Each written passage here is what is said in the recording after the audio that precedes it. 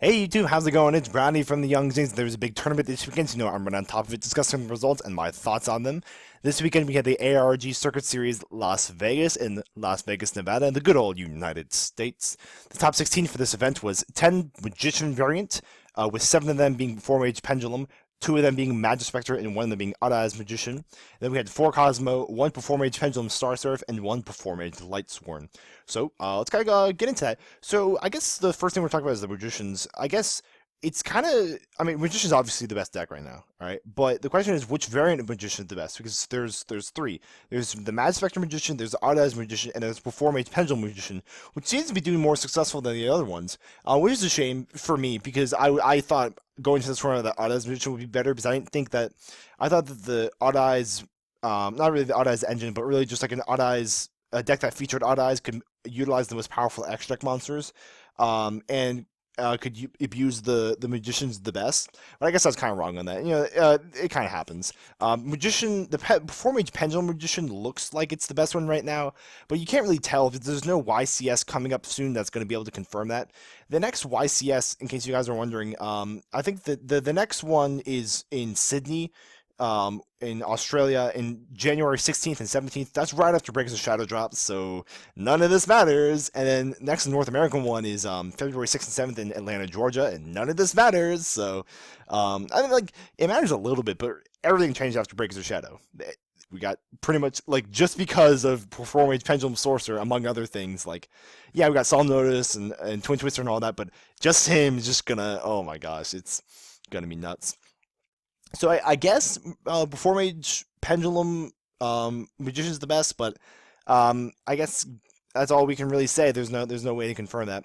I also want to go over this Cosmo deck that I saw. So out of the 4 Cosmo decks that were played, one of them was a Cosmo Artifact, and I actually really liked it. I don't know, it's crazy. Me liking something Cosmo did. Well, hold on. I don't hate Cosmo. I just don't think it's worth it given its price. But I've already said that a bunch of times. The reason why I kind of liked it, I feel like the thing with they're doing with Artifact Scythe, that's the direction that the deck really needs to go. And it's kind of the thing where I felt like last format where like I was talking with some guys and like we kind of mutually agreed that in post Clash of Rebellions format for Cosmo, Cosmo Artifact would have been the best variant if assuming that Necroz and Shaddoll was still out there. Cosmo Artifact would have been the best variant if Morale Attack was at 2 or 3. I think Morale Attack being at 1 really hurts this deck a lot. Even the 3 sites can't really carry it that far, but like you kind of tell that when you have main deck Artifact Ignition and you have Artifact Sanctum, that you get easy access to your sites. They're gonna be able to protect those Dark Destroyers pretty well because those 4-Mage Pendulum decks and those magician decks kind of need to get their extra deck, especially magician. When I play the deck, you have to get to your extra deck, otherwise you can't kill the Dank Destroyer, the Cosmo Dank Destroyer. You can't kill him. You run no main deck outs to him. You have to go in your extra deck. And I guess I'm yeah, the same thing for the Four Mage Pendulum. But you gotta run all pendulums. You can't even run Raigeki in those decks because it's not a combo piece. This is really cool. I actually used to play Cosmo Artifact. The day that Slip Rider and Farm Girl was revealed, I actually built. I started working on this deck on DN because they uploaded those cards to DN like immediately, and I was working on this deck like immediately. I had a lot of fun with it building it. It's kind of the first deck in a while that like I tried to pioneer. Like a lot of people said that the Forerunner spam deck was the best, and I kind of realized after a while that they're like, yeah, just spamming Forerunners was still good, but I really liked building this deck. I had a lot of fun with that one. I had the option to take it to regionals in early October, but I opted for Shaddoll instead because I thought Shaddoll would give me a better chance of getting me an invite. And hey, it did, so that worked out. The I guess the last thing I want to talk about is I don't really care about the 4-Mage Lightsworn deck or the 4-Mage Pendulum Star Surf. The Star Surf deck, sure, it kind of interests me because I think the Star Surfs are still pretty good. There's just not really an edge to abuse them, which is kind of what they're finally doing. The 4-Mage Lightsworn, which I got to go find, it's pioneered by this guy named Alexander Lysgarth or Lizgarth. I don't know how to pronounce his name. I'm not really good with names. Remember the last time we talked about in our ARG, I forget where it was, for the life of me. But last time we talked about ARG, he topped that that ARG too with the same deck, but like it's kind of different now. He made 3 anti-spell, which I thought was kind of funny. But this time he only played 1 Minerva. Last time he played 2. I'll never forget what he said about the deck. He's like, "Oh yeah, this is the most inconsistent deck I've ever played, but it's also the most expensive." I was like, good for you, man. Not everyone can do that, but hey, on DN you can do that. That's why I see this deck everywhere on DN. You know what? it is easy picking for that as magician deck I've been playing. Last thing, and then we're done. So I see a lot of Performage on this list. Listen, Performing has been with us for a while. I love when you type in perform, you look at everything that comes up. We have to age. There we go. 60. 60. Wow, that's funny. Um, we've dealt with this engine for a while, but like, are we kind of done with this? Because I don't know. I've been noticing lately, and there's this leaked OCG list that's supposedly real that I don't really believe right now. But I think it threw on this idea of putting Damage Juggler to 1.